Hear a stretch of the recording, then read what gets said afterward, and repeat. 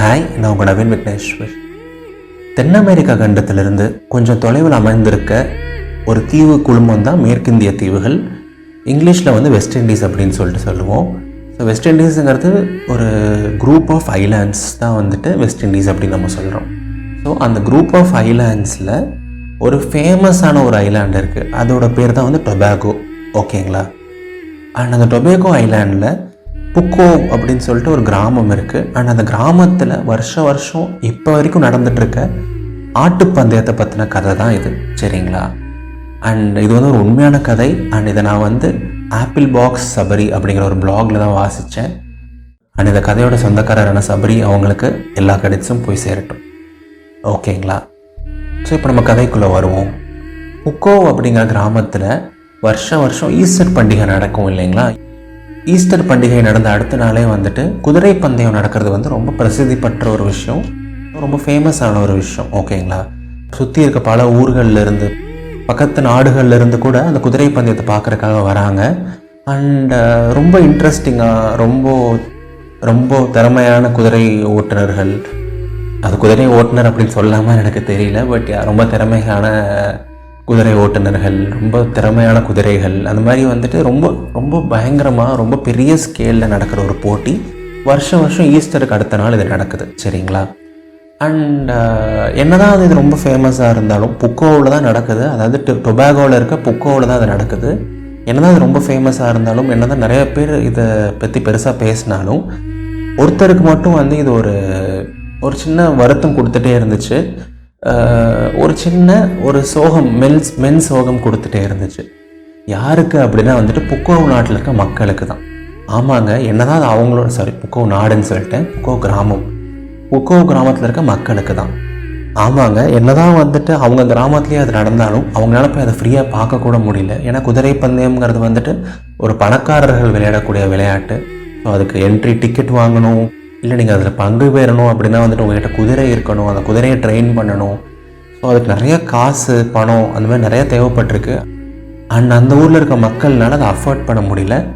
சரி, நம்ம ஊர்லேயே இப்படி ஒரு போட்டி நடக்குது, ஆனால் நம்மளால் போய் அதை பார்க்கக்கூட முடியலையே, நம்மளால் அதை கொண்டாட முடியலையேன்னு சொல்லிட்டு அவங்க மிகுந்த வருத்தத்துக்குள்ளே போகிறாங்க.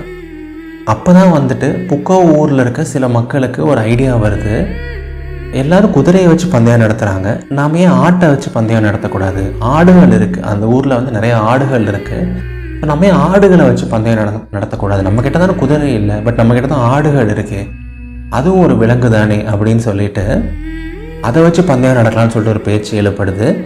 அண்ட் அதை சில மக்கள் சீரியஸாக எடுத்துகிட்டு போயிட்டு அந்த ஊர் தலைவர்கள்கிட்ட, ஊரில் இருக்க பெரிய மனுஷன்கிட்டலாம் போய் பேசுகிறாங்க.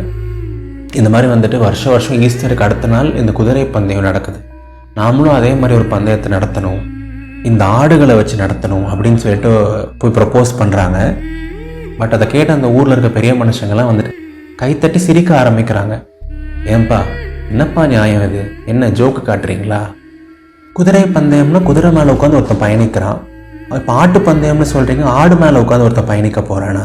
அப்படிலாம் உட்காந்து ஆடு செத்துறாது அப்படின்னு சொல்லிட்டு ஒருத்தர் சொல்ல, இன்னொருத்தர் அதை ஒரு கேலி பேச்சு பேச, எல்லாரும் பயங்கரமாக கலாய்க்கிறாங்க சொல்ல வந்த மக்களை, சொல்ல வந்த அந்த ஐடியாவை. என்ன அறிவு உங்களுக்கு, இப்படி இல்லாமல் ஒரு பந்தயம் நடத்த முடியும், போங்க நீங்கள் அப்படின்னு சொல்லிட்டு அவங்கள போட்டு வெறுப்பேற்றுறாங்க, என்னென்னமோ சொல்கிறாங்க. ஸோ அந்த ப்ரப்போஸ் பண்ண மக்கள், அந்த ஐடியாவை ப்ரப்போஸ் பண்ண மக்களுக்கு ஒரு சின்ன வருத்தம் ஏற்படுது. பட் ஸ்டில் அந்த ஊர் நிர்வாக குழுவில் இருந்த ஒரு சிலருக்கு மட்டும் இந்த ஐடியா நல்ல ஐடியா மாதிரி படுது. நம்ம ஏன் இந்த மாதிரி ஆடுகளை வச்சு ஒரு பந்தயம் நடத்தக்கூடாது, நம்ம ட்ரை பண்ணி பார்க்கலாமே, இதை ஒய் நாட் அப்படிங்கிற மாதிரி யோசிச்சு பார்க்குறாங்க.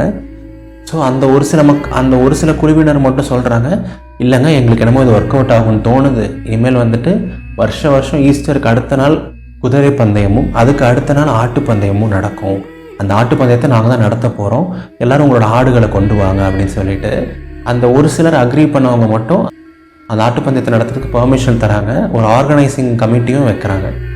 அண்ட் அதே மாதிரி அந்த வருஷத்துக்கான ஈஸ்டர் வருது, அதுக்கு அடுத்த நாள் குதிரை பந்தயம் வருது, அதுக்கு அடுத்த நாள் ஆட்டு பந்தயமும் நடக்குது.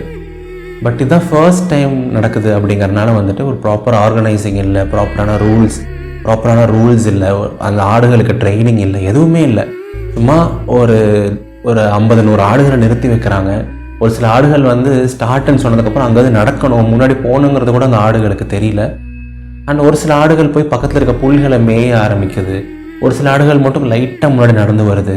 அப்படியே வந்துட்டு பார்க்குறவங்களாம் பயங்கரமாக சிரிக்கிறாங்க. இதுக்கு தாங்க நாங்கள் அப்பவே சொன்னோம், இதெல்லாம் ஒரு பந்தயமா? ஆடுகளை வச்சுலாம் யாராவது பந்தயம் கட்டுவாங்களா? போங்க நீங்கள் அப்படின்னு சொல்லிட்டு ஆல்ரெடி கேலி பண்ணவங்களுக்கெல்லாம் வந்து இன்னுமே வந்து கையில் லட்டு கிடச்ச மாதிரி ஆயிடுச்சு. போட்டு பயங்கரமாக கலாய்க்கிறாங்க இந்த ஆர்கனைசர்ஸை. ஏங்க நீங்கள் வேலை வெட்டி இல்லாமல் இதெல்லாம் பண்ணிகிட்ருக்கீங்க, என்ன நீங்கள் போங்க அப்படின்னு சொல்லிட்டு பயங்கரமாக இது பண்ணுறாங்க. அண்ட் அந்த ஆட்டோட உரிமையாளர்களுக்கும் சரி, இதை ஆர்கனைஸ் பண்ணணும் சொல்லிட்டு பிலீவ் பண்ணவங்களுக்கும் சரி பெரிய ஏமாற்றம் ஆகிடுது. போங்க, இனிமேல் வந்துட்டு எந்த வருஷமும் இந்த பந்தயம் நடக்காது அப்படின்னு சொல்லிட்டு ஒரு விரக்தியில், ஒரு வருத்தத்தில் இந்த ஒருங்கிணைப்பாளர் குழு இருக்கு இல்லையா, அதோட தலைவர் சொல்லிடுறாரு. அண்ட் அப்படியே வந்துட்டு அடுத்த சில மாதங்கள் போகுது, சரிங்களா. அண்ட் ஆல்மோஸ்ட் ஒரு வருஷம் போயிடுது. யாருமே அந்த பந்தயத்தை பற்றி பேசலை. இந்த வருஷம் அது நடக்க போகுது அப்படிங்கிற மாதிரிலாம் யாருமே யூகிக்கலை. இந்த பந்தயத்தை மறுபடியும் இந்த வருஷம் நடத்தணும், ஆடுகளை வச்சு மறுபடியும் நாம் ஏதாவது பண்ணணும், நம்ம ஊர் மக்களுக்காக நம்ம ஏதாவது பண்ணணுங்கிற மாதிரிலாம் யாருமே எதுவும் நினைக்கல. கரெக்டாக ஈஸ்டர் வரப்போகிறதுக்கு ஒரு மாதம் முன்னாடி ஒரு குட்டி பையன் வந்துட்டு ஊர் தலைவர்கிட்ட போயிட்டு, இந்த வருஷம் இந்த ஆட்டு பந்தயம் இருக்குங்களா, என்னோடய ஆட்டை நான் அதுக்காக தான் ரெடி பண்ணியிருக்கேன், அதுக்கான ட்ரைனிங்லாம் கொடுத்துருக்கேன், அது இப்போ செம்மையாக ஓடும் பாருங்கன்னு சொல்லிட்டு காமிக்கிறான். அதே மாதிரி அந்த ஆடு மேய்க்கிற பையன் சொல்கிற மாதிரியெல்லாம் அந்த ஆடு பண்ணுது, பயங்கரமாக ஓடுது. அந்த ஒருங்கிணைப்பாளர்களுக்கு பார்க்கும்போது பயங்கர ஆச்சரியம். பரவாயில்லையே, நம்ம போன வருஷம் விளையாட்டாக ஆரம்பித்த ஒரு விஷயத்துக்கு இந்த வருஷம் இந்த பையன் இவ்வளோ எஃபோர்ட் போட்டு வந்திருக்கானே அப்படின்னு சொல்லிட்டு பார்க்குறாங்க. அண்ட் அது மட்டும் இல்லாமல் இந்த ஆடை ட்ரெயின் பண்ணதை பார்த்த ஒரு சிலர் வந்து அவங்களோட ஆட்டையும் ட்ரெயின் பண்ண ஆரம்பிக்கிறாங்க. இல்லை, எங்களுக்கு இந்த வருஷம் பந்தயம் வேணும், நாங்கள் ஆட்டு பந்தயம் நடத்துகிறோம், எங்கள் ஆடு கண்டிப்பாக ஜெயிக்கும்னு சொல்லிட்டு இன்னும் ஒரு சிலரும் ஆடுகளை ட்ரெயின் பண்ணுறாங்க. அண்ட் அது மாதிரி பார்த்தா ஒரு 10-20 ஆடுகள், 10-20 ஆட்டோட உரிமையாளர்கள் எல்லாமே பந்தயத்துக்கு ரெடியாக வந்துடுறாங்க.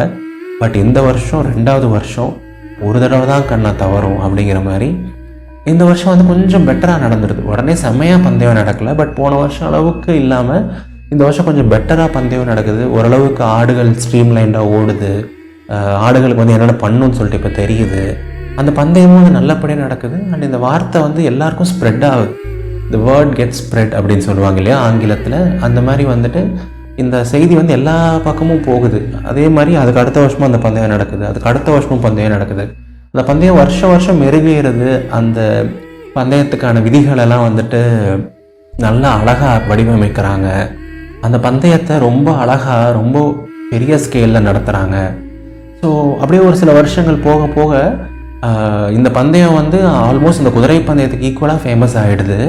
அண்ட் இதெல்லாமே உண்மையாக நடந்த விஷயங்கள், ஓகேங்களா. அண்ட் நிறைய பேர் வந்து குதிரை பந்தயத்தை நீங்கள் உலகத்தில் எந்த மூலையில் வேணால் பார்க்கலாம், பட் ஆட்டு பந்தயத்தை பார்க்கணுன்னா இந்த ஊருக்கு தான் வரணும்னு சொல்லிட்டு அதுக்காகவே இந்த ஊருக்கும் வர ஆரம்பிக்கிறாங்க. அண்ட் இந்த ஊரோட பொருளாதாரம்லாம் பயங்கரமாக உயருது இதனால். அண்ட் இப்போ இதெல்லாம் நடக்க ஆரம்பித்து ஒரு 20-25 வருஷம் ஆயிடுச்சு. இப்போ இந்த ஆட்டு பந்தயம் டொபாகோ நாட்டில் மட்டும் இல்லை, அதுக்கு பக்கத்தில் இருக்க உகாண்டா, அமெரிக்கா, லண்டன், அந்த மாதிரி நிறைய நாடுகளில் இது நடக்க ஆரம்பிச்சிருச்சு. எனக்கோ ஒரு நாள் 25 வருஷத்துக்கு முன்னாடி யாரோ விளையாட்டாக சொன்ன ஒரு ஐடியா, எல்லாருனாலையும் எள்ளி நகையாடப்பட்ட ஒரு ஐடியா, எல்லாரும் கைத்தட்டி சிரித்த ஒரு ஐடியா, இப்போ பல நாடுகளில் விளையாடி கொண்டிருக்கக்கூடிய ஒரு பந்தயம், ஒரு உண்மையான ஆட்டம். யோசிச்சு பாருங்களேன், எவ்வளோ இன்ஸ்பைரிங்கான ஸ்டோரியில் நமக்கு இந்த மாதிரி எவ்வளோ ஐடியாஸ் இருந்திருக்கும், நம்ம இந்த மாதிரி எவ்வளோ யோசிச்சிருப்போம் லைஃப்பில் சின்ன வயசுலேருந்து இப்போ வரைக்கும். பட் அதெல்லாம் நமக்கு பண்ணுறதுக்கு தைரியம் கிடையாது, இல்லை அது நம்மளோட தப்புன்னு சொல்லவும் முடியாது. ஏன்னா கண்டிப்பாக இதை போய் இன்னொருத்தர சொன்னால் சிரிப்பாங்கன்னு நினைப்போம், இல்லை சிரித்தாங்கன்னா அது நமக்கு அசிங்கமாக இருக்கும். சரி, நம்மளை பார்த்து சிரிச்சிடக்கூடாது, நம்ம ஐடியாவை வந்து யாரும் வந்து தப்புன்னு சொல்லிடக்கூடாது அப்படின்னு சொல்லிட்டு நம்ம நிறையா விஷயத்த பண்ணாமே விட்டுடுறோம், நிறைய விஷயத்த ஆரம்பிக்காமல் கூட விட்டுடுறோம். இந்த ஆட்டுப்பந்தயத்தை பாருங்கள், ஒரு தடவை ஆரம்பிக்கிறாங்க, அப்படி ஒரு ஃபெயிலியர், பிக்கஸ்ட் ஃபெயிலியர் அது. பட் அப்படியே வருஷங்கள் போக போக இந்த ஆட்டுப்பந்தயம் ரொம்ப பாப்புலர் ஆகுது. அண்ட் அது பெரிய சக்ஸஸே ஆகுது. ஸோ இதே மாதிரி தாங்க நம்மளோட ஐடியாஸும். ஃபஸ்ட்டு கேட்குற ஒருத்தங்களுக்கு அது பெரிய காமெடியாக தெரியலாம், நம்மளை பார்த்து அவங்க சிரிக்கலாம், நம்ம பின்னாடி பேசலாம், நம்ம முன்னாடி கூட பேசலாம். பட் நீங்கள் யோசிச்சு பாருங்கள், ஒரு 10 வருஷம் முன்னாடி நம்ம யோசித்த ஒரு ஐடியாவை, அது ஒரு பிஸ்னஸ் ஐடியாவாக இருக்கலாம், ஒரு ஸ்கூல் காலேஜில் வந்த ஒரு சின்ன ஐடியாவாக இருக்கலாம், அது நாமளாக யோசித்த ஒரு தியரியாக இருக்கலாம், நம்ம படிப்பு சம்மந்தமாக வந்த ஒரு ஐடியாவாக இருக்கலாம், என்னவா வேணால் இருக்கலாம். அது நம்ம அப்போ ஆரம்பித்து விடாமல் ஒரு 10 வருஷம் பண்ணியிருந்தோம் அப்படின்னா அது இன்றைக்கி எவ்வளோ பெரிய விஷயமா இருந்திருக்கலாம் இல்லை.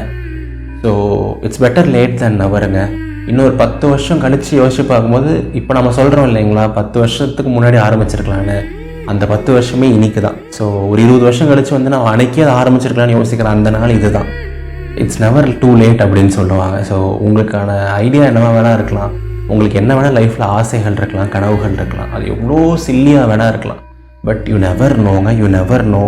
அதை நீங்கள் ஆரம்பிக்கும் போது அதை நீங்கள் கரெக்டாக பிளான் பண்ணி எக்ஸிக்யூட் பண்ணால், இல்லை ஒரு சில நண்பர்களோட துணையோடு அதை நீங்கள் பண்ணால் அது எவ்வளோ பெரிய விஷயமாக மாறலாம் அப்படின்னு சொல்லிட்டு யாருக்குமே தெரியாது. ஓகேங்களா? இந்த தோல்விகள் வந்து ரொம்ப சாதாரணமான விஷயம்.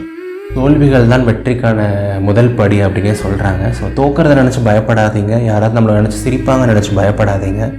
இதே சிரிக்கிறவங்க தான் நாளைக்கு நம்ம பெருசானா நம்மளை பார்த்து வியந்து அதே சிரித்து அந்த உதடுகள் அப்படியே வியந்து வாயை திறந்து நம்மளை பார்ப்பாங்க. சரியா? ஸோ ஜஸ்ட் இந்த ஒரு இன்ஸ்பைரிங் ஸ்டோரி நான் சொல்லணும்னு நினச்சேன். முடியும் என்றால் முயற்சி செய், முடியாது என்றால் பயிற்சி செய். ஓகேங்களா? ஸோ எல்லோரும் எப்போவும் ஹாப்பியாக இருங்க, சிரிச்சுட்டே இருங்க, உங்களுக்கு மனசுக்கு பிடிச்ச விஷயத்த பண்ணிகிட்டே இருங்க.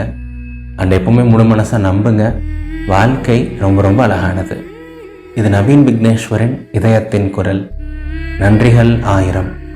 இந்த கதையை யாராவது உங்கள் ஃப்ரெண்ட்ஸ் கேட்டால் நல்லாயிருக்கும். உங்கள் ஃப்ரெண்டுக்கு ஒரு பெரிய பிஸ்னஸ் ஐடியா இருக்கலாம், இல்லை உங்கள் ஃப்ரெண்ட் எல்லாரையும் ரொம்ப வித்தியாசமானவராக இருக்கலாம். ஸோ அவருக்கு இது கேட்டால் ரொம்ப யூஸ்ஃபுல்லாக இருக்கும், இல்லை அவங்களுக்கு இது மோட்டிவேஷனாக இருக்கும். யாராவது இந்த கதையை கேட்டால் நல்லாயிருக்கும் நீங்கள் நினச்சிங்கன்னா கண்டிப்பாக அவங்களுக்கு இந்த கதையை ஃபார்வர்ட் பண்ணுங்கள்.